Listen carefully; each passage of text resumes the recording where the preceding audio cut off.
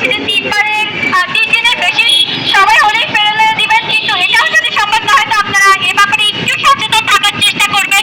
অনেকেই থাকে যে বাইরে খুব বেশি কাজে ব্যস্ত